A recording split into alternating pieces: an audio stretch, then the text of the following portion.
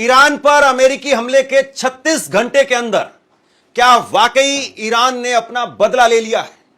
America ने जिस तरीके से ईरान की 3 अलग अलग परमाणु साइट्स पर धमाके किए, क्या उसके बाद में ईरान ने अब अपना बदला ले लिया है? यह इस वक्त में बहुत बड़ी खबर निकल करके सामने आ रही है।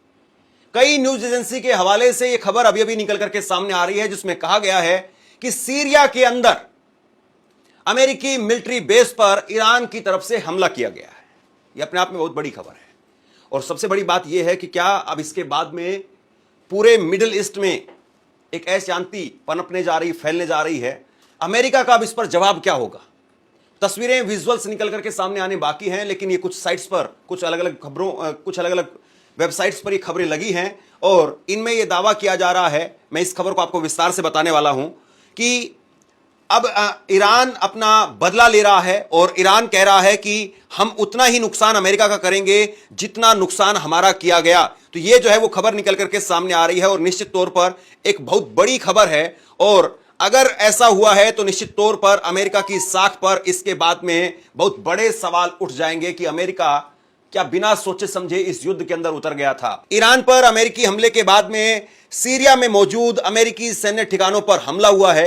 ईरानी मीडिया ने सोमवार को जानकारी दी कि सीरिया में अमेरिकी सैन्य अड्डों पर हमला हुआ है। अमेरिका के B-2 बॉम्बर हमले के 36 घंटे बाद में सीरिया स्थित अमेरिकी बेस पर यह अटैक हुआ है।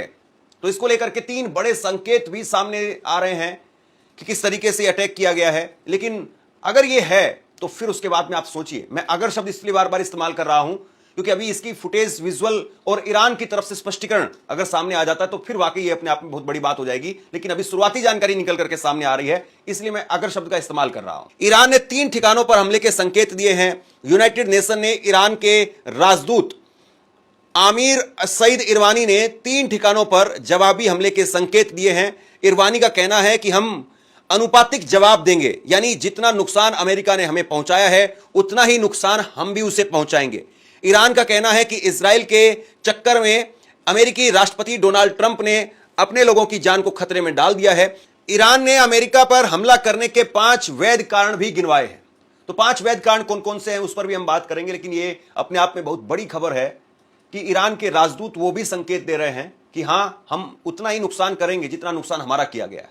और डोनाल्ड ट्रंप ने इजराइल के चक्कर में अपने लोगों की जान को खतरे में डाल दिया है। मेहर न्यूज एजेंसी के मुताबिक सूत्रों के हवाले से जानकारी दी है कि सीरिया के पश्चिमी हसाका प्रांत में एक इलाके में अमेरिकी सैन्य अड्डे को निशाना बनाया गया है। इन सूत्रों ने बताया कि हमले के बाद में मुख्य प्रवेश द्वार पर कड़ी सुरक्षा व्यवस्था की गई है। ईरान ने मोटार से यह हमला किया है। तो इस वक्त में आप देखिए, यह खबर जो है वो निकल करके सामने आ रही है। मेहर न्यूज एजेंसी के हवाले से खबर निकल करके सामने आ रही है कि ईरान ने मोटार के जरिए हमला किया है और इसके जरिए ईरान अपना बदला लेता हुआ नजर आ रहा है।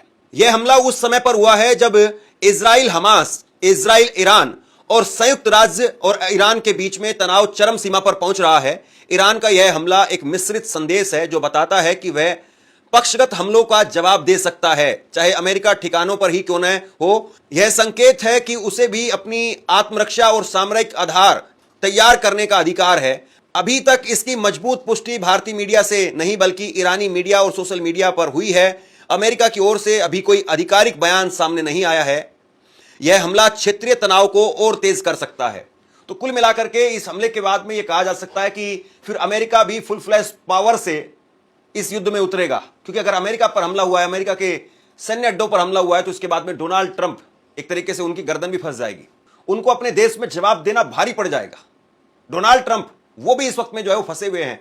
और डोनाल्ड ट्रंप ऐसा ना हो कि कल को इस बात को लेकर के पछताएं कि कहां मैंने इजराइल के चक्कर में आकर के और अपने आप को ही फंसवा दिया, अपनी टांग ही इजराइल और ईरान के चक्कर में फंसा करके अपनी साख खराब कर ली। और एक गाना जो आपने सुना होगा अल्ताफ राजा का कि यारों मैंने पंगा ले लिया। कहीं ऐसा ना हो कि व्हाइट हाउस में शाम को कुर्सी लगा करके डोनाल्ड ट्रंप साहब बैठे, उनके हाथ में जाम हो और वो कहें कि भाई गाना बजाओ अल्ताफ राजा का, यारों मैंने पंगा ले लिया, अमेरिकी वर्जन के साथ में। ईरान पर अमेरिकी हमलों के बाद में संयुक्त राष्ट्र में भी तनाव है। इस घटना के एक दिन पहले अमेरिका ने ईरान के 3 बड़े परमाणु स्थलों फोर्डो, नतांज और इस्फान पर एयर स्ट्राइक की। अमेरिका ने इसे एक बहुत सफल सैन्य ऑपरेशन बताया। इस हमले का उद्देश्य ईरान की परमाणु गतिविधियों को रोकना था। संयुक्त राष्ट्र की आपात बैठक में आरोप प्रत्यारोप का दौर जारी है। सोमवार को संयुक्त राष्ट्र सुरक्षा परिषद की आपात बैठक में अमेरिका और ईरान के बीच में तीखी बहस हुई। ईरान के स्थायी प्रतिनिधि आमिर सईद इरवानी ने अमेरिका के हमलों को घोर अपराध बताया और इजराइल पर आरोप लगाया कि वह अमेरिका को इस युद्ध में घसीट रहा है। उन्होंने कहा कि अमेरिका ने कूटनीतिक राह छोड़ दी है और अब ईरान की सेनाएं तय करेंगी कि वो जवाब कब और कैसे और कितना दिया जाए। तो आज एक तरीके से यह कहा जा सकता है कि डोनाल्ड ट्रंप के लिए अच्छा दिन नहीं है। अमेरिका को आज यूएनएससी की बैठक में भी सुनना पड़ा और वहां पर भी ईरान के राजदूत उन्होंने खूब खरी खोटी सुनाई। एक तरीके से देखें तो ईरान अभी भी बैकफुट पर जाता हुआ नजर नहीं आ रहा है और ईरान खुल करके इस वक्त में अमेरिका हो चाहे इजराइल हो, दोनों को मुंहतोड़ जवाब दे रहा है।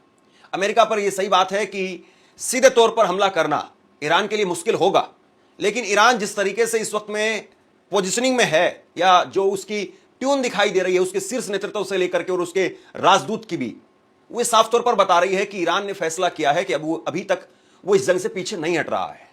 यह बिल्कुल साफ हो रहा है। और आज यूएनएससी की बैठक में ईरान के राजदूत की तरफ से कहा गया कि हमारे पास में 5 बड़ी वजह हैं जिसके जरिए हम अमेरिका को जवाब देंगे। 5 बड़े कारण ईरान के राजदूत की तरफ से बताए गए, जिसमें इरवानी के मुताबिक अमेरिका ने एक शांति प्रिय देश की संप्रभुता पर हमला किया है। अमेरिका के पास में ईरान पर अटैक करने का कोई वैध कारण नहीं था। हम परमाणु प्रसार संधि को मान रहे थे, इसके बावजूद अमेरिका ने हम पर अटैक कर दिया। तो ईरानी राजदूत उन्होंने इस बात को कहा कि हमारे ऊपर जबरन अटैक किया गया है, हम सारे नियम कायदों का पालन कर रहे थे, लेकिन इसके बावजूद अमेरिका ने हम पर अटैक कर दिया। दूसरा बड़ा कारण जिसमें उन्होंने कहा कि इरवानी के मुताबिक अमेरिकी मिडिल ईस्ट में आतंकवादियों को खुल करके समर्थन करता है, यानी अमेरिका की तरफ से खुल करके मिडिल ईस्ट में आतंकवादियों का समर्थन किया जाता है। अमेरिका गाजा पर इजरायली हमले को लेकर के कुछ नहीं बोलता है। अमेरिका मानवता विरोधी कार्यों को प्रोत्साहित करता है। पूरी दुनिया भले ही इस पर चुप रहे, लेकिन ईरान इस पर चुप रहने वाला नहीं है। तो ये जो है एक तरीके से आक्रामकता साफ तौर पर दिखाई दे रही है कि ईरान अभी भी इतना सब कुछ हो जाने के बाद भी, जब अमेरिका ने उसके 3 अलग अलग परमाणु साइट्स पर धमाके किए हैं, वहां पर अटैक किया है, उसके बावजूद वो अमेरिका के चेहरे को दुनिया के सामने एक्सपोज कर रहे हैं कि कैसे अमेरिका आतंकवादियों को पालता पोसता है, कैसे अमेरिका गाजा के अंदर जब फिलिस्तीन में इजराइल की तरफ से वार किया जाता है, नरसंहार किया जाता है, छोटे छोटे बच्चों को मारा जाता है, हॉस्पिटल स्कूल की बिल्डिंगों को तबाह किया जा रहा है, तब वहां पर अमेरिका कुछ नहीं कहता है। यहां तक कि जो बाइडन को, इससे पहले जो अमेरिका के राष्ट्रपति थे जो बाइडन, उनको गाजा के अंदर अमेरिकी डॉक्टरों के एक दल ने चिट्ठी लिखी और कहा कि यहां पर कोई संस्था आजाद नहीं है, कोई संस्था सुरक्षित नहीं है, हमारे ऊपर हमला किया जा रहा है, इजराइल की तरफ से हमला किया जा रहा है, हम यहां पर काम करने के लिए अपने आप को सुरक्षित महसूस नहीं कर रहे हैं। लेकिन अमेरिका ने अपने डॉक्टरों की भी बात नहीं मानी और अमेरिका ने कोई एक्शन नहीं लिया। इसके बाद तीसरा बड़ा कारण जिसमें इरवानी ने दुनिया को संबोधित करते हुए कहा कि ओमान के मस्कट में 16 जून को अमेरिका के साथ में परमाणु वार्ता को लेकर के बैठक होने वाली थी, जिसमें 2 दिन पहले 13 जून को इजराइल ने हम पर हमला कर दिया और बताइए संधि से कौन भाग रहा है।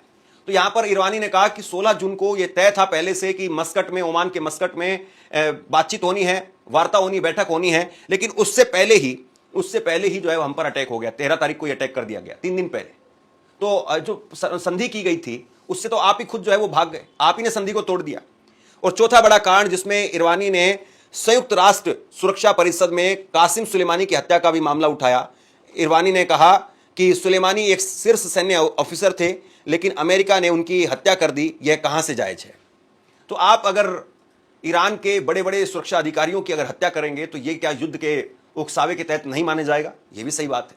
इसके बाद में 5वां बड़ा कारण जिसमें यूएन में ईरान के राजदूत इरवानी का कहना है कि इजराइल से लड़ाई के बावजूद हमारे विदेश मंत्री अब्बास अरागची यूरोपीय देशों से शांति वार्ता को लेकर के बात कर रहे थे, लेकिन अमेरिका को यह बर्दाश्त नहीं हुआ और उसने हमारे ठिकानों पर अटैक किया, हम बदला जरूर लेंगे। तो कुल मिलाकर के ईरान और ईरान का शीर्ष नेतृत्व और ईरान के राजदूत, ईरान के विदेश मंत्री, ईरान के जितने भी अधिकारी हैं, ऐसा नहीं लग रहा है कि कहीं से भी ईरान किसी भी मामले में बैकफुट पर है। ईरान जबरदस्त पलटवार न केवल मिसाइलों के तौर पर कर रहा है, ऐसा लगता है कि ईरान ने यह स्पष्ट नीति अपना ली है। ये जब उसके ऊपर हमला किया गया उसके बाद से 22 जून को हमला किया और उसके बाद में यह स्पष्ट नीति उसकी दिखाई दे रही है कि मिसाइलों के जरिए जितना ज्यादा नुकसान, जितना ज्यादा भारी नुकसान इजराइल में कर सकते हैं, उतना नुकसान वहां किया जाएगा। और उसके अलावा कूटनीतिक तौर पर कैसे किस किस मंच पर जाकर के अमेरिका को एक्सपोज करना है, इजराइल को एक्सपोज करना है और उसके साथ में कैसे अपने दोस्तों को अपने साथ में लेकर के आना है, इसकी पूरी तैयारी जो है दिखाई दे रही है। यह तस्वीर आप देखिए, रूस के राष्ट्रपति व्लादिमीर पुतिन वो मिलने के लिए पहुंचे ईरान के विदेश मंत्री से, अब्बास अरागची से। यह अपने आप में यह तस्वीर जो है वो बहुत कुछ बताती है कि रूस के राष्ट्रपति खुद मिलने के लिए आए हैं ईरान के विदेश मंत्री से। उन्होंने अपने विदेश मंत्री को नहीं भेजा, उन्होंने अपने किसी और दूसरे अधिकारी को नहीं भेजा, वो खुद आए हैं और पुतिन का यहां पर आना अपने आप में बहुत महत्वपूर्ण हो जाता है। ईरान इजराइल के बीच में छिड़ी जंग में अमेरिका की एंट्री के बाद में ईरान के विदेश मंत्री अब्बास अरागची ने रूस के राष्ट्रपति व्लादिमीर पुतिन से मुलाकात की। रॉयटर्स के अनुसार रूसी राष्ट्रपति व्लादिमीर पुतिन ने सोमवार को मॉस्को में ईरानी विदेश मंत्री अब्बास अरागची से कहा कि वह रूस ईरानी जनता की मदद के लिए तैयार है और ईरान पर किया गया हमला पूरी तरह से निराधार है। पुतिन ने यह बातें क्रेमलिन में वार्ता की शुरुआत में कही। रॉयटर्स ने बताया कि अरागची ने ईरान के खिलाफ की गई कार्रवाइयों की निंदा के लिए रूस का आभार व्यक्त किया और कहा कि रूस इतिहास के सही पक्ष में खड़ा है। तो कुल मिलाकर के यहां पर यह साफ तौर पर दिखाई दे रहा है कि रूस वो ना केवल साथ में आया है बल्कि पुतिन साथ में आकर के अमेरिका को एक मैसेज दे रहे हैं कि अगर आप इजराइल के साथ में खड़े होंगे तो हम भी ईरान के साथ में खड़े होंगे। और कहीं ना कहीं एक प्रेशर जो है वो चीन के ऊपर भी आ गया है कि क्या चीन भी इसी तरीके से, चीन के राष्ट्रपति शी जिनपिंग वो भी इसी तरीके से ईरान के साथ में आकर के खड़े होंगे। हालांकि ये बात सही है कि ईरान के अंदर जो कुछ चल रहा है उसको लेकर के लगातार समर्थन दिया जा रहा है चीन की तरफ से। लगातार चीन के विदेश मंत्री इस पर अपनी प्रतिक्रिया दे रहे हैं। पुतिन ने जहां इजराइल के हमलों की निंदा की है, वहीं अभी तक उन्होंने अमेरिकी हमलों पर कोई टिप्पणी नहीं की है। हालांकि पिछले सप्ताह उन्होंने संयम बनाए रखने की अपील की थी और परमाणु कार्यक्रम को लेकर के मध्यस्थता के लिए रूस की सेवाएं देने की पेशकश की थी। रॉयटर्स को एक वरिष्ठ सूत्र ने बताया कि ईरानी विदेश मंत्री अब्बास अरागची खामेनेई का एक पत्र लेकर पुतिन से मिलने वाले थे जिसमें रूस से समर्थन मांगा गया था। ईरानी सूत्रों ने रॉयटर्स को बताया कि ईरान अब तक रूस के समर्थन से संतुष्ट नहीं है और देश चाहता है कि पुतिन इजराइल और अमेरिका के खिलाफ ईरान का और अधिक समर्थन करे। सूत्रों ने यह स्पष्ट नहीं किया कि तेहरान को रूस से किस प्रकार की सहायता की अपेक्षा है।